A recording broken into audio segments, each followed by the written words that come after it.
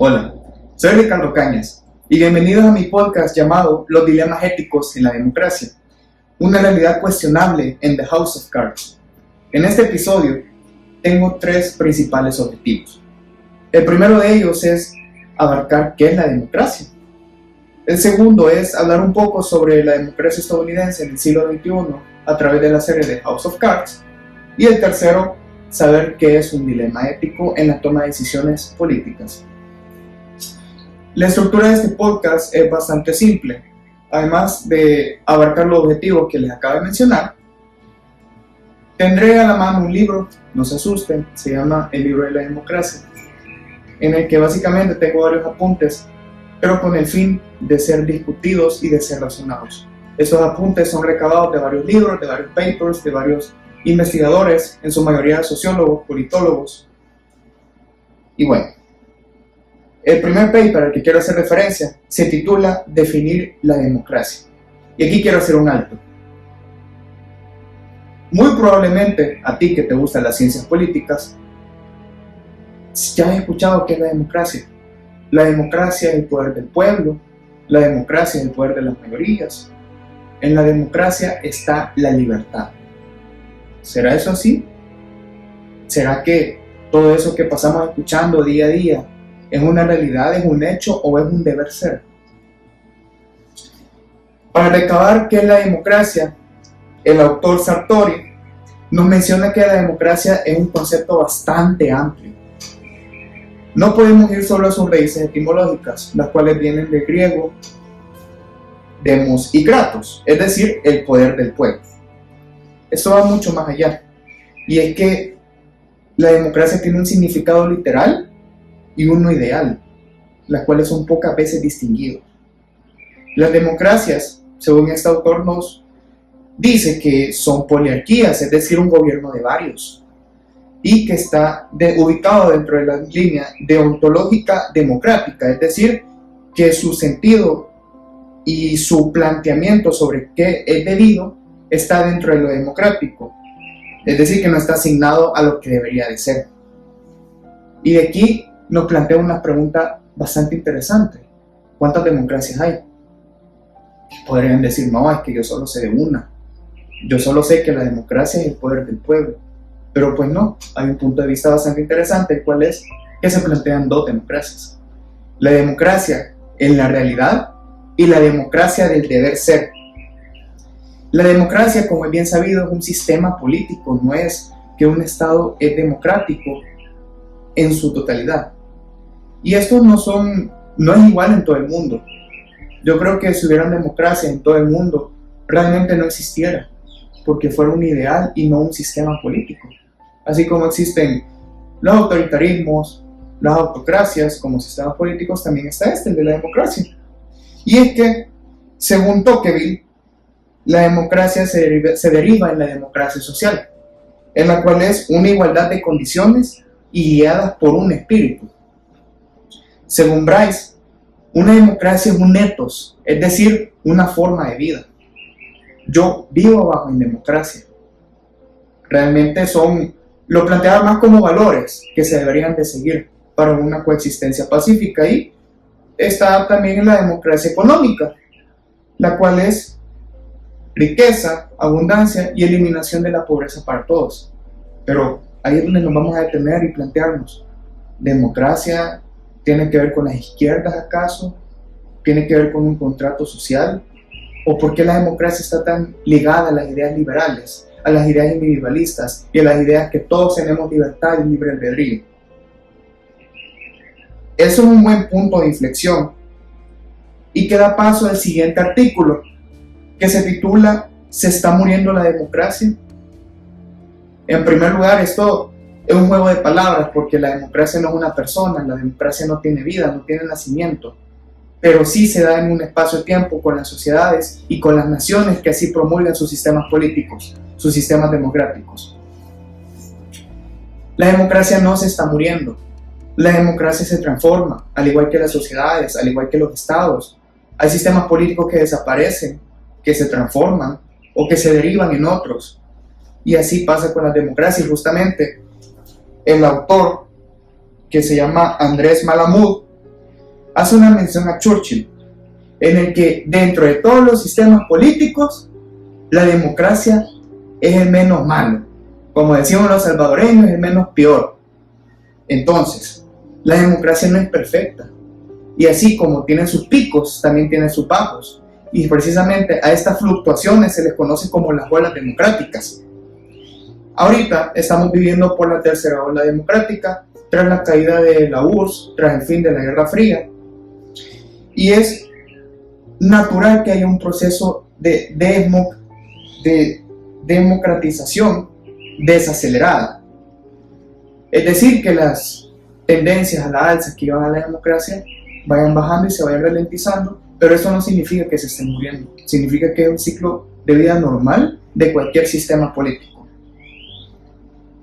A mi derecha tengo unos cuantos libros, los cuales he tomado de referencia para este podcast, pero profundizaré más cómo mueren las democracias. Y es que los autores plantean en qué se parecen Hitler, Mussolini y Chávez. Pues a simple vista, son tipos autoritarios, son tipos dictadores, son tipos que sometieron a sus sociedades bajo sus propios intereses y que dejaron de lado un bienestar común. Pero el punto de vista de estos autores es que todos estos tres fueron capaces de captar la atención pública, fueron capaces de pasar por alto las señales de advertencia y entregaron el poder o les abrieron las puertas para alcanzarlo. Como todo en la vida, como todo en la vida personal, hay que cultivar, hay que seguir creciendo, sea en una relación, sea en las amistades, sea en el trabajo, sea para crear hábitos. Todo es fundamental estarlo cultivando constantemente y también tener una retroalimentación para superar los errores y que el margen de ganancia sea mayor. Así pasa con las democracias. Pero ¿cuál es el gran problema de las democracias? Es que exigen negociación, compromiso y concesiones. Y hay una frase que me gustó mucho: la impaciencia alimenta la intolerancia. Dicho esto, quiero pasar a la segunda parte, en la cual vamos a profundizar sobre qué es un dilema ético. Muchas veces en la vida tomamos decisiones que son bastante cuestionables, muchas veces por un bienestar mayor, muchas veces por nuestro propio bienestar.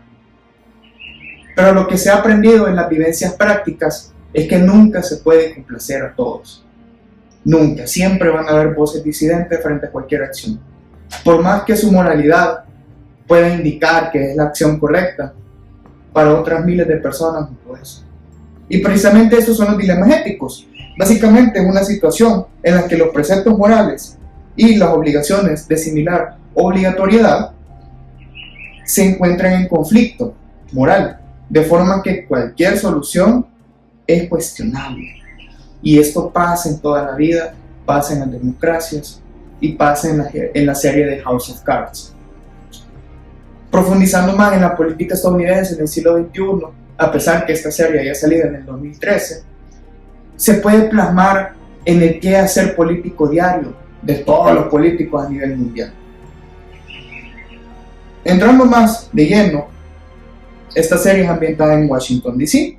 y cuenta la historia de Frank Underwood, y de su esposa Claire. Frank Underwood es un político estadounidense que estuvo por más de 30 años en la Cámara de Representantes de los Estados Unidos, y su esposa Claire ha estado más por el lado de lo privado, pero siempre acompañando a su esposo en sus decisiones y sobre todo en sus venganzas. Y eso es lo que une este matrimonio. No es el amor, no es la pasión, sino que es la sed de poder. Y muchas veces en la serie se nos plasma cómo el fin sí justifica los medios.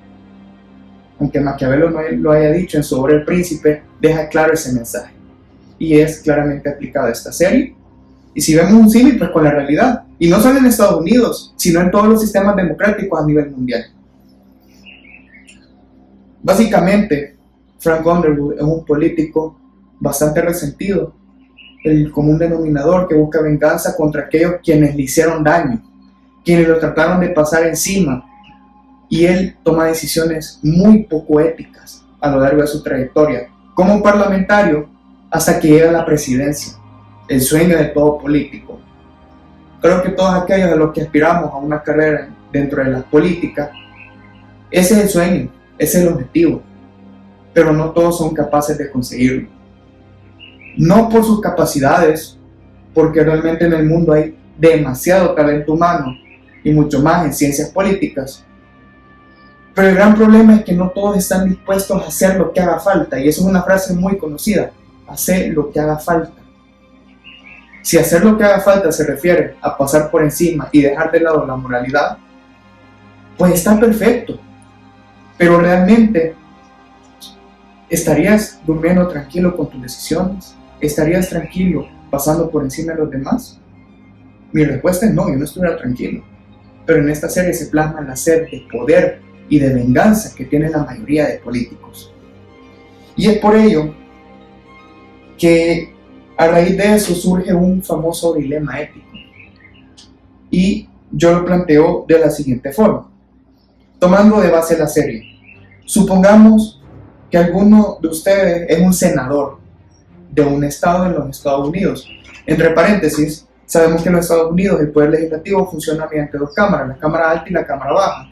La Cámara Baja es la Cámara de los Representantes y la Cámara Alta son los senadores. Supongamos que cualquiera de ustedes es un senador y que le presentan un proyecto de ley en el cual usted ve potencial de beneficiar a su estado en términos laborales y en términos económicos. El gran problema de esta ley es que va a haber un gran corte presupuestario para otros programas sociales y de asistencia humanitaria a nivel nacional.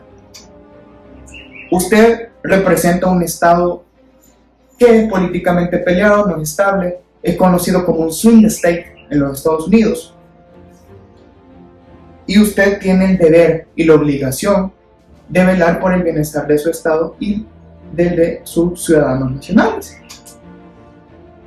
A lo que voy es que si usted apoya el proyecto de ley, además de los beneficios mencionados, fortalece su posición política. Muy seguramente va a tener una vida exitosa como senador en los Estados Unidos y va a poder vivir tranquilamente la política el resto de su vida. Sin embargo, pasa por encima de millones y millones de personas. Su rol como senador y su rol humanitario debería ser velar por el bienestar de todos. Pero ante esta cuestión surge la pregunta: ¿qué hago? ¿Me dejo llevar? ¿Hago lo que quiero? ¿O veo por el bienestar de todos? Y aquí es donde les quiero dejar una reflexión y cómo todo está interrelacionado. Realmente las democracias están fallando en el siglo XXI. La democracia estadounidense se está debilitando y esta sería un perfecto ejemplo de ello. Los valores fundadores americanos perdieron. Vivimos en otra sociedad totalmente distinta a la de los padres fundadores de los Estados Unidos. Los tiempos cambian, pero al parecer los intereses permanecen. Si yo me viera algún día en este dilema, habría que valorar varias cosas. Fuera de mi posesión personal, de qué puede ser mi patrimonio, de cuáles son mis aspiraciones y cuáles son mis límites, en lo personal diría que prevalece el bienestar de todos. Pero sin duda más de uno estará de acuerdo que pondría en tela de juicio sus propios principios y sus valores, por un bienestar tangible, por un bienestar propio, pero a costa de pasar de varias personas. Esto ha sido todo el día de hoy. Muchas gracias por escucharme.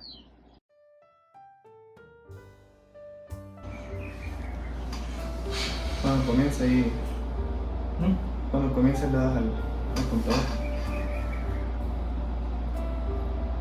Cuando comience que... Yo hablo. Ah, no, solo te voy a hacer.